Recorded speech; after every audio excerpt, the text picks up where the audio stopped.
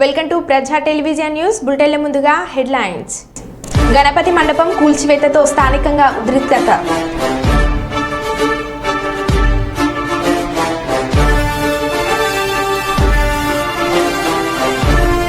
మాదక ద్రవ్యాల వ్యతిరేక దినోత్సవం సందర్భంగా మంచిర్యాల జిల్లాలో ర్యాలీ.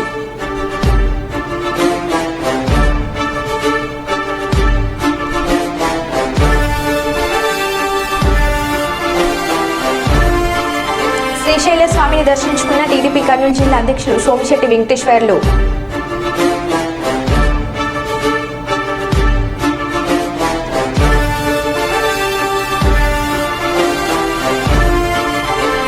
కర్నూలులో రామోజీరావు విగ్రహం ఏర్పాటు చేస్తా నాగరూరు రాఘవేంద్ర.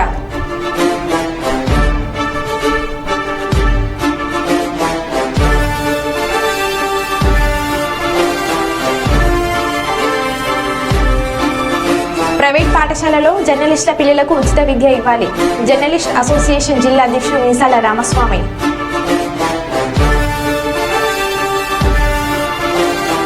ఇక వివరాల్లోకి వెళ్తే, మాదక ద్రవ్యాలను నిర్మూలించడం మన అందరి బాధ్యత అని పెద్దపల్లి ఏసీపీ రవికుమార్ అన్నారు. మాదక ద్రవ్యాల వ్యతిరేక దినోత్సవం సందర్భంగా మంచిర్యాల జిల్లా మందమరిలోని సింగరేణి పాఠశాలలో ఏర్పాటు చేసిన అవగాహన సదస్సు కార్యక్రమానికి ఏరియా జనరల్ మేనేజర్ మనోహర్తో కలిసి ప్రారంభించారు.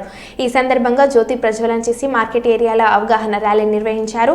అనంతరం వారు మాట్లాడుతూ యువతీ యువకులు డ్రగ్స్కు బానిసై బంగారు భవిష్యత్తును నాశనం చేసుకోవద్దని సూచించారు. మాదక ద్రవ్యాలకు దూరంగా ఉండి వాటి నిర్మూలనకు కృషి చేయాలని అన్నారు.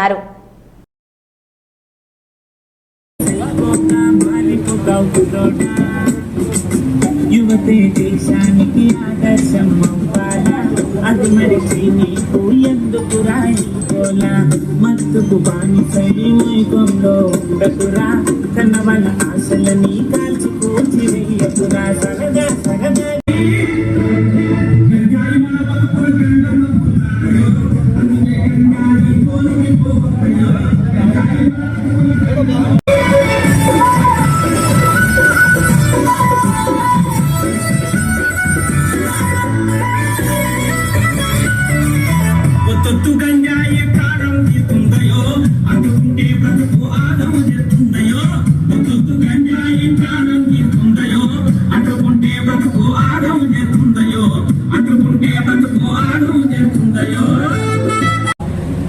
ఏందో చూద్దాము, ఇది అనుభవించుదాము అనేటువంటి చిన్నగా స్టార్ట్ అయ్యి అది మొత్తం అడిక్షన్ దాకా పోతాను. సో దీన్ని నిర్మూలించాలి. నిర్వీర్యం అవుతుంది. మన జీవం గారు చక్కగా చెప్పింది, మొత్తం మన దేశం అంతా నిర్వీర్యం కాకుండా మనము కాపాడుకోవాల్సినటువంటి అవసరం ఉంది. సో దీనికి మనం ఏం చేయాలి? డ్రగ్ తాగినా కూడా అది ఒక నేరం అవుతుంది. సెక్షన్ 27 NDPS యాక్ట్ ప్రకారము ఒక 10 గ్రాముల గంజ తీసుకొచ్చి వాడు తాగినా కూడా కేసు పెట్టి జైలు పంపవచ్చు.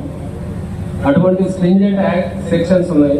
సో దయచేసి ఈ సందర్భంగా అందరికీ విన్నవించేది ఏంటంటే, ఈ గంజాయికి సంబంధించినటువంటి సమాచారం ఇవ్వండి.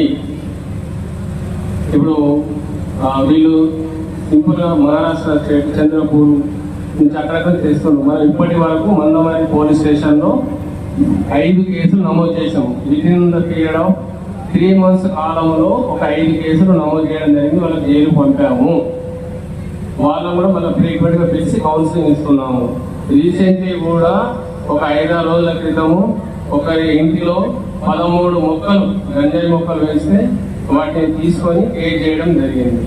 సో దయచేసి ఇది డిపార్ట్మెంట్ కానీ ఒక ఎస్ఐ కావచ్చు, ఒక సిఐ కావచ్చు, ఒక ఏసీపీ కావచ్చు, ఒక డాక్టర్ కావచ్చు, ఒక ఇంజనీర్ కావచ్చు, ఒక లాయర్ కావచ్చు, ఎంతో మందిగా మీకు బాగుపడే అవకాశాలు మీకు ఉన్నాయి. కాబట్టి మీరు కూడా లయన్స్ క్లబ్, నేను 8 జిల్లాలో చైర్మన్, మా స్వచ్ఛంద సేవ నుంచి మీకు ఏ సపోర్ట్ కావాలన్నా డిపార్ట్మెంట్ ద్వారా, జిఎంఆర్ ద్వారా మేము అన్ని రకాల అండదండగా ఉండి మీకు ప్రతిదీ సప్లై చేస్తాం. మీరు చదువుకున్న పిల్లలకు మీకు బెల్ట్ ఎఫెక్ట్ కలిగించి మనిషిని తన కంట్రోల్లో లేకుండా వాటి యొక్క ప్రభావంతో మనిషి ఏం చేస్తారో ఏం అనేది అతనికి తెలియకుండా సమాజంలో ఇప్పుడు మనం చూసినట్టయితే ఒక చాప కింద నీళ్ళ ఈ డ్రగ్స్ అనేది మనం సేవించడం అనేది ప్రవహిస్తూ ఉంది. దీనికి మనం ఇక్కడే చెక్ పెట్టకుంటే ముందు ముందు మనము వేరే రాష్ట్రాలు చూసినట్టయితే పంజాబ్ కానీ హర్యానా కానీ చేయడానికి వీలదు.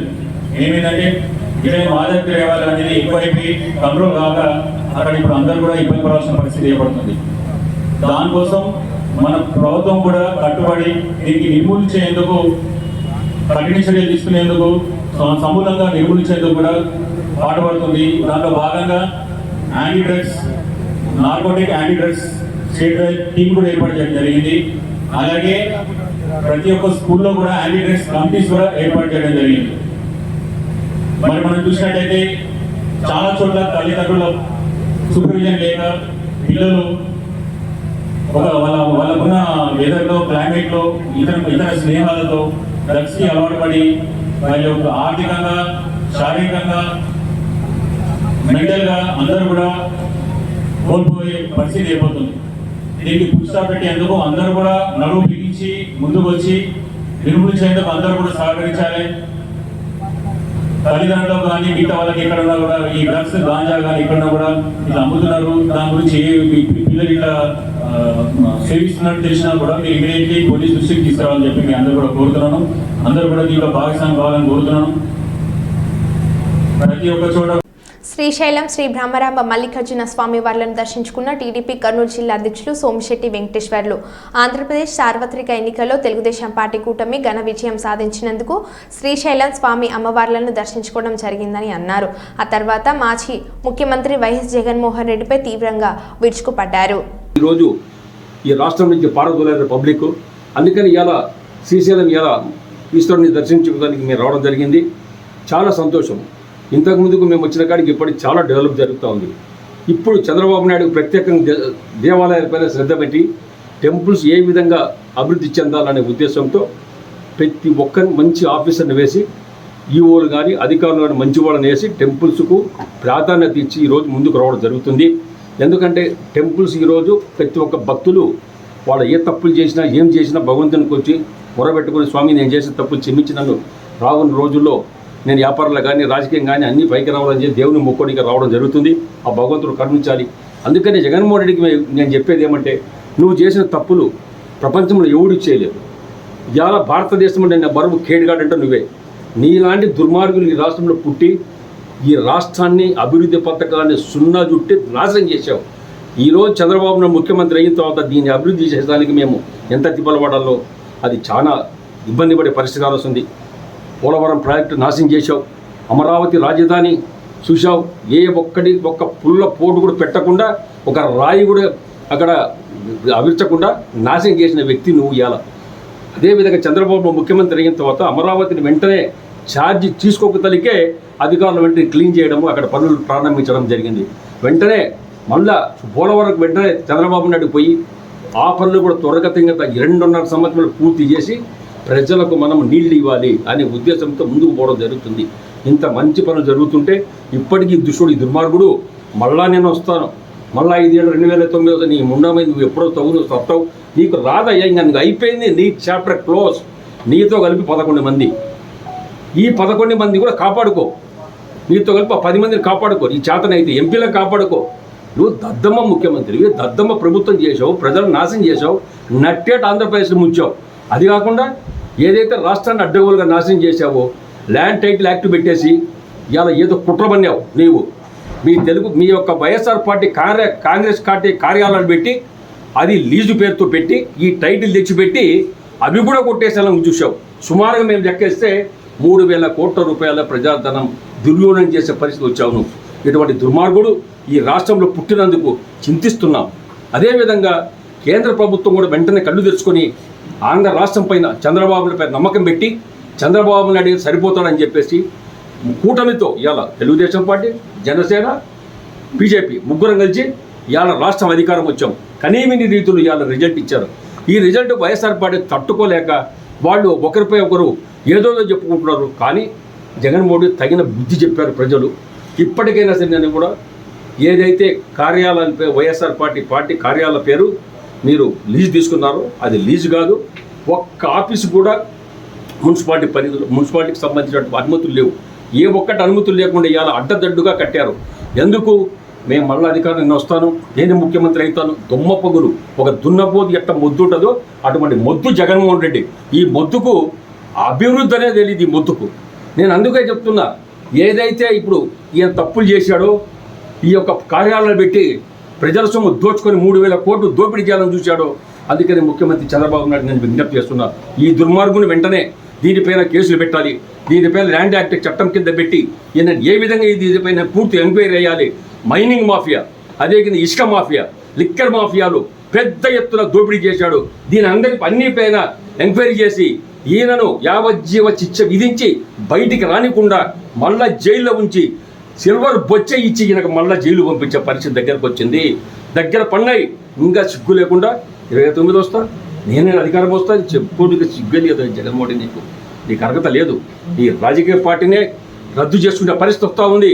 ఒక్కడ మిగలడం మీకు నేను చెప్తున్నా. ఇవాళ ఇంకొకటి చెప్తున్నా, కొన్ని ఛానల్స్ ఉన్నాయి అడ్డుదుడ్డంగా మాకు ఆపోజిషన్ చేశారు. ఇవాళ అడుగుతున్న వాళ్ళకు కూడా ఏదైతే ఛానల్స్ మాకు సంబంధించిన ఛానల్స్ ఆ రోజు మాకు సపోర్ట్ చేశారో వాళ్ళని రానియకుండా అడ్డదుడ్డంగా ఆపివేసడం జరిగింది. ఇవాళ సాక్షి కానీ ఏ టీవీలు ఏవైతే మాకు వ్యతిరేకం చేసావో వాళ్ళ పని కూడా మేము పడతాం. ఇవాళ చెప్పి చేస్తాం మేము ఇవాళ.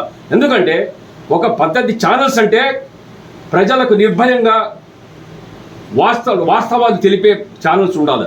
రాతలు రాసే భద్రాద్రి కొత్తగూడెం జిల్లా ఇల్లందు మండలం బాలాజీనగర్, సంజయ్ నగర్, కూడలి ప్రాంతంలో స్థానికులు కొన్నేళ్లుగా గణపతి మండపాన్ని ఏర్పాటు చేసుకుంటూ వస్తున్నారు.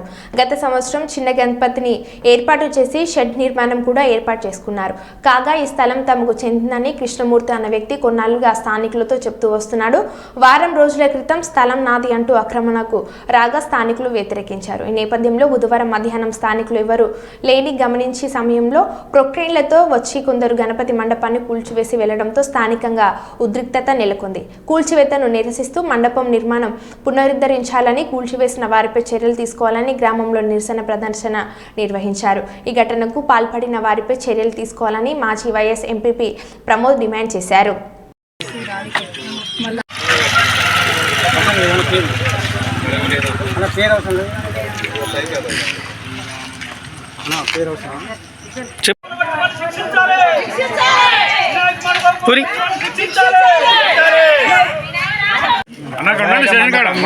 కూల్చివేసిన వారిని కఠినంగా శిక్షించాలని. వినాయక మండపం కూల్చివేసిన వారిని కఠినంగా శిక్షించాలి.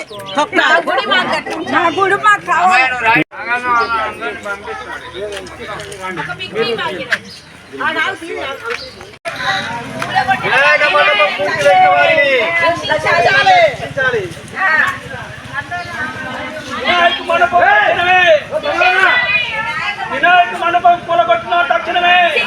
బాలాజీనగర్ గ్రామ పంచాయతీ, సంజయ్ నగర్. మేము ఇక్కడ వినాయకుడు యొక్క మండపం గత 30 సంవత్సరాల నుంచి పెడుతున్నాము. ఇప్పుడు మేము ఇక్కడ చేసేదాన్ని, మేము పెట్టుకున్న వినాయక మండపాన్ని కొందరు దుండగులు వచ్చేసి మాకు ఎటువంటి ఇన్ఫర్మేషన్ ఇవ్వకుండా గుడిని మొత్తాన్ని కూల్చేసి వెళ్ళిపోయారు. కనీసం ఎటువంటి రెస్పాన్సిబిలిటీ లేకుండా జేసీబీని మనుషుల మీదకి తీసుకొచ్చేసి మీదికి తీసుకొచ్చేసి వెళ్ళిపోయారు. అసలు గుడిని కూలగొట్టడానికి మాకు ఎటువంటి ఇన్ఫర్మేషన్ ఇవ్వలేదు. కాబట్టి మా గుడిని మాకు పునరుద్ధరించాలని కోరుకుంటున్నాం. మాకు కానీ ఖచ్చితంగా కూలగొట్టిన వాళ్ళ మీద ఖచ్చితంగా కఠిన చర్యలు తీసుకోవాలని కోరుకుంటున్నాం. మాకు తక్షణమే న్యాయం జరిపించాలని కోరుకుంటున్నాం. మాది సంజయ్ నగర్, బాలాజీనగర్ గ్రామ పంచాయతీ. గత 40 years నుంచి మేము మా చిన్నతనం నుంచి కూడా మేము వినాయకుడి గుడి ఇక్కడ నిర్మించుకొని వినాయకుడిని ప్రతి ఇయర్ పెట్టుకుంటున్నాము గత 40 సంవత్సరాల నుంచి. ఈరోజు మాకు పెళ్ళిలే, మా పిల్లలు మా ఎత్తు అయినా కూడా ఈ రోజు వచ్చి అతను ఎప్పుడో ఇల్లు కొన్నా అని చెప్తున్నాడు. కానీ మరి ఆయన ప్లేస్ అయినప్పుడు ఇన్ని సంవత్సరాల బట్టి ఎందుకు పోరాటం చేయలేదు? 40 సంవత్సరాల నుంచి మేము పెడుతున్నప్పుడు ఒక్కరోజు కూడా అడగని అతను ఈ రోజు మేము షెడ్ వేసుకోగానే వచ్చి నా స్థలం మీరు ఎందుకు షెడ్ ఎందుకు వేస్తున్నారు, అదెందుకు వేస్తున్నారు, కూలగొడతా చేస్తా అని మమ్మల్ని బేరేయడం జరిగింది. మేము 4 సార్లు దాకా కూడా మేము ఆయనతో మాట్లాడినాం, చేసినాం. మీకు ఏమైనా కావాలంటే కూడా చూస్తామండి, ఇది గుడి కోసం మేము కట్టించామని కూడా అన్నాం. కానీ అతను ఆయన పట్టించుకోలేదు. ఈరోజు వచ్చి ఎవరు లేని టైంలో చూసి 3:20 నిమిషాలకు వచ్చి గుడి కూలగొట్టడం జరిగింది. కాబట్టి దానికి తగిన చర్య మీరు తీసుకోవాలని మేము గుడి కోసం పోరాటం చేస్తామని కోరుతున్నాం. వైఎస్ఎంపీ ప్రస్తుతం ఎంపీటీసీ. నేను బాలాజీనగర్, సంజయ్ నగర్లో 4 బజార్లకున్న నడిబొడ్డులో గత 30 సంవత్సరాల నుండి వినాయక చవితి కావచ్చు, శ్రీరామనవమి కావచ్చు, గత 30 సంవత్సరాల నుంచి వినాయక చవితి చేస్తూ ఉన్నారు. గ్రామ ప్రజలు, గ్రామ పెద్దల సహకారంతో గత 3-4 సంవత్సరాల క్రితం ప్రజల సహకారంతో వారిచ్చిన చందాలతో అంచెలంచెలుగా సంవత్సరానికి 2 సంవత్సరాలు 3 సంవత్సరాలు అంచెలంచెలుగా మేము వినాయక మండపం నిర్మించుకున్నాం. దానికి ఈ రోజున దివ్యల కృష్ణమూర్తి వాళ్ళ కొడుకు మరికొందరు గుండాలతో వచ్చి వాళ్ళ దౌర్జన్యంతో పేక్ కాగితాలతో తీసుకొచ్చి ఈ విషయం గత నెల నుంచి అధికారుల దృష్టికి వెళ్తే కూడా మేము కూడా అధికారుల దృష్టికి వెళ్ళాం. మీరు రాండి, ఏదైనా సామరస్యంగా ఉంటే కొలిసి వదిలాను. ఒక నాన్ ట్రైబుల్గా ఈ ఏరియా ఏజెన్సీ ప్రాంతం 170 ట్రైబుల్ ఏరియాలో ఒక నాన్ ట్రైబుల్ వచ్చి 30 సంవత్సరాల నుంచి కనబడిన వ్యక్తులు ఈ ప్రాంతానికి వచ్చి మా వినాయకుడు కడతామంటే వాళ్ళు 4 సంవత్సరాలు 5 సంవత్సరాలు వచ్చి గుడి తీయండి అని బెదిరిస్తూ ఉన్నారు. దానికి 170 యాక్ట్లో నాన్ ట్రైబుల్కి అర్హత లేదని చెప్పి మేము మీ అందరికీ విజ్ఞప్తి చేసుకుంటూ అకస్మాత్తుగా ఈరోజు మధ్యాహ్నం ఎవరు లేని సమయంలో చూసి జేసీబీని పట్టుకొని కొంతమంది రౌడీ మూకలను పట్టుకొని వచ్చి దౌర్జన్యంగా వినాయక మండపాన్ని కూలగొట్టినందుకు మేము బాలాజీ ప్రజల తరఫున మాదక ద్రవ్యాల వ్యతిరేక దినోత్సవం సందర్భంగా జిల్లా కేంద్రంలోని అబీ చౌరస్తా నుండి బెల్లంపల్లి చౌరస్తా వరకు ర్యాలీ జెండా ఊపి ప్రారంభించిన జిల్లా కలెక్టర్ కుమార్ దీపక్. పాల్గొన్న వివిధ శాఖల అధికారులు, సిబ్బంది, విద్యార్థులు.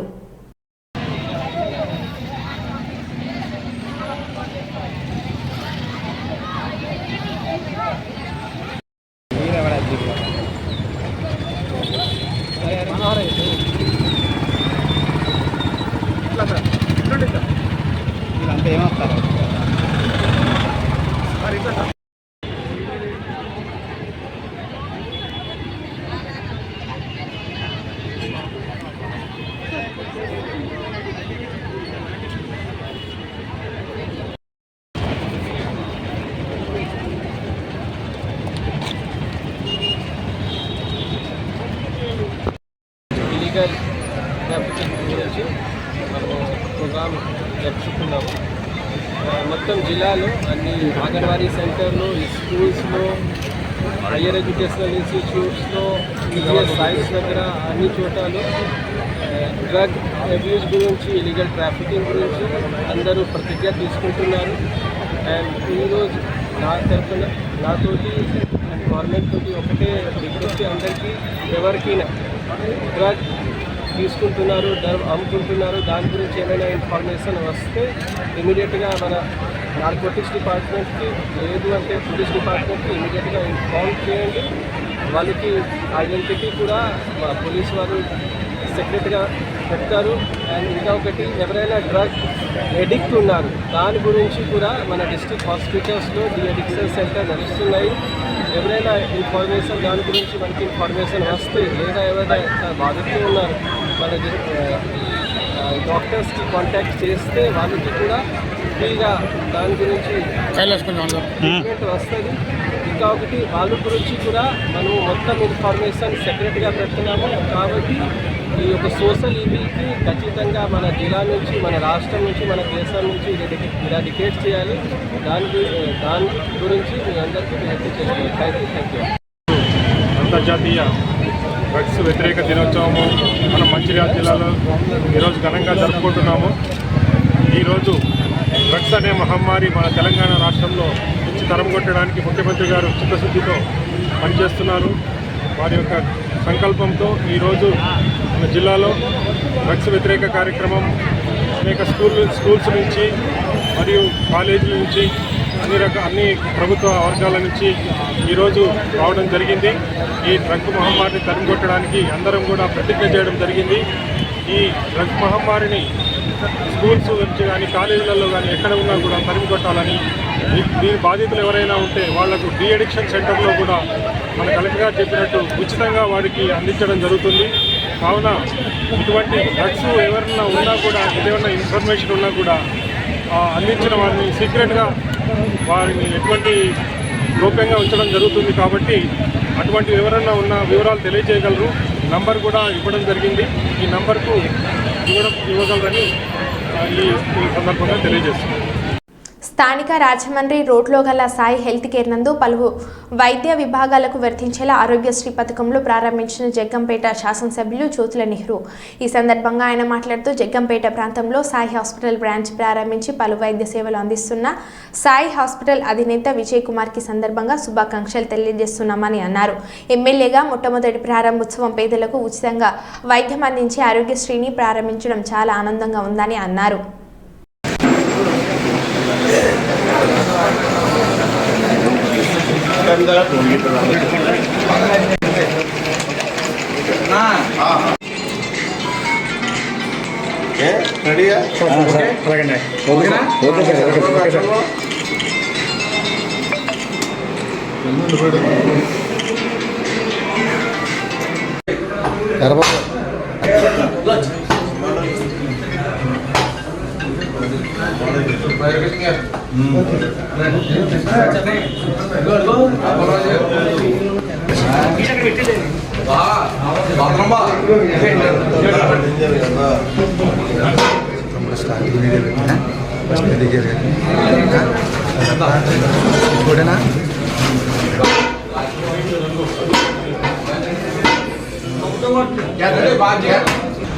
దీన్ని అంచెలంచెలుగా అభివృద్ధి చేసుకుంటూ వస్తాం. అతి కీలకమైనటువంటి ఇవాళ ఆరోగ్యశ్రీ పథకం సామాన్యుడు వైద్యం చేయించుకోవడానికి అవకాశం కలిగేటటువంటి పరిస్థితి కావాలనేటటువంటి ఆయన ఉద్దేశంతో మన విజయ్ కుమార్ గారు, డాక్టర్ విజయ్ కుమార్ గారు సాయి హెల్త్ కేర్ అధినేత ప్రభుత్వంలో ప్రయత్నం చేసి ప్రధానంగా గైనకాలజీ ఇది చాలా అవసరమైనటువంటి కార్యక్రమం. సామాన్యులు ఫ్రీగా గైనిక్ సంబంధించినటువంటి సమస్యలు పరిష్కరించడం కాకుండా డెలివరీ కానీ ఆపరేషన్స్ కానీ అన్నింటినీ కూడా రూపాయి ఖర్చు లేకుండా చేసుకునేటటువంటి అవకాశానికి ఇది ఉపయోగపడేటటువంటి. అలాగే పుట్టిన పిల్లలకి దాన్ని ముందుగానే గతంలోనే నాతో చేయించింది. పుట్టిన పిల్లలకు వైద్యం చేసేటటువంటి పరిస్థితి చంటి పిల్లలకి ఆ విభాగం కూడా ఇవాళ ఆరోగ్యశ్రీలోకి వచ్చినటువంటి పరిస్థితి. అలాగే ఆర్థోపెడిక్ ఇది మనకైతే చాలా అవసరం. ఎందుకంటే హైవే మీద ఉన్నాం, మన కళ్ళ ముందే యాక్సిడెంట్లు ఎన్నో జరిగిపోతూ ఉంటాయి. మరి ఈ పరిస్థితుల్లో సామాన్యులైతే చాలా ఇబ్బంది. ఈ ఆర్థోపెడిక్ వైద్యం చేయించుకోవడం చాలా ఖరీదైనటువంటి వైద్యం. ఇటువంటి పరిస్థితుల్లో ఆర్థోపెడిక్ కూడా ఇక్కడ ఆరోగ్యశ్రీలో ఉండడం, అలాగే జనరల్ సర్జరీ చాలా మేజర్. ప్రతి ఆపరేషన్ని కూడా ఆరోగ్యశ్రీ పథకంలో చేర్చి ఇక్కడ చేసేటటువంటి అవకాశం. అలాగే ఈఎన్టీ చెవి, ముక్కు, గొంతు వీటన్నిటికీ సంబంధించినటువంటి వాటిలో కొన్ని నిబంధనల మేరకు కొన్ని ఉండవు, కానీ ఎక్కువ శాతం వైద్యం ఫ్రీగా సామాన్యుడికి అందుబాటులోకి వచ్చేటటువంటి పరిస్థితి. దీనికి మరి విజయ్ కుమార్ గారు చాలా కృషి చేసి ఇవన్నింటినీ కూడా తెచ్చినటువంటి పరిస్థితి ఉంది. ఎందుకంటే ఆయన రాజమండ్రిలో కూర్చొని హ్యాపీగా వైద్యం చేసుకుంటే కావాల్సిన ప్రాక్టీస్ ఉంది మేడం. ఇక్కడ దాకా ఆయన రావాల్సిన పరిస్థితి కానీ దీనిలో మెయింటైన్ చేయాల్సిన పరిస్థితి కానీ ఆ స్థాయిలో ఉన్నాడు. ఇక్కడ నా ప్రాంతం మా ప్రజలకి అందుబాటులోకి వైద్యాన్ని ఇవ్వాలి అనేటటువంటి మంచి ఆలోచనతో ఇవాళ ఇక్కడ ఈ హాస్పిటల్ నిర్మాణం చేయడం, అందులో భాగంగా ఇవన్నిటినీ కూడా మనకు అవసరమైనటువంటి ఈ పథకాలన్నింటినీ ఆరోగ్యశ్రీలోకి తెచ్చినటువంటి పరిస్థితి. గత ప్రభుత్వంలో ఇక్కడ ఒకటే నేను హామీస్తాను, గత ప్రభుత్వంలాగా ఆరోగ్యశ్రీ జయశంకర్ భూపాల్పల్లి జిల్లా కలెక్టర్ రాహుల్ శర్మ జిల్లా కేంద్రంలోని 100 పడకల ఆసుపత్రిని ఆకస్మికంగా తనిఖీలు చేశారు. సుదూర ప్రాంతాల నుండి వివిధ రకాల వైద్య సేవలకు వచ్చే ప్రజలకు మెరుగైన నాణ్యమైన వైద్య సేవలు అందించాలని అన్నారు. ఆసుపత్రిలో సదుపాయాలు, రోగి సహాయకుల కోసం మౌలిక వసతులను, హాస్పిటల్ పర్యవేక్షకులను నవీన్ కుమార్ను అడిగి తెలుసుకున్నారు. అనంతరం వైద్య అధికారులతో మాట్లాడుతూ సీజనల్ వ్యాధులు ప్రబలకుండా ప్రజలు పాటించాల్సిన జాగ్రత్తలపై ఎప్పటికప్పుడు అప్రమత్తం చేయాలని తెలిపారు. Yes, sir. I didn't see that. Yes, sir. That is exclusively for So we have 4 OTs. At a time we can do 4 surgeries. 4 surgeries. Okay. And we have and to take this is one bed, and this is second. One sittings. 2 1 means 8. Yeah, 8. At a time we can do 8 surgeries in our hospital. Yes. Okay. The OT is only here, or it is in Chittiar also, the CSC? Chittiar also we have an OT. We have an OT. So they might have to go to the office. And they won't go out to the other part of the even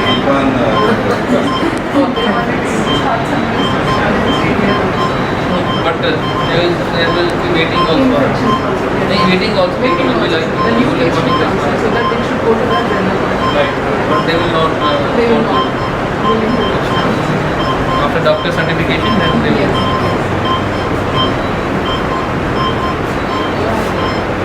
No complaints from them, and we have to work for them. I did not come for any review, just wanted to visit here, and just wanted to see what all the issues are there, what all functioning are there. Any other issues? One is machine, MRI machine. That I think that we will get from ECIL. When will they get?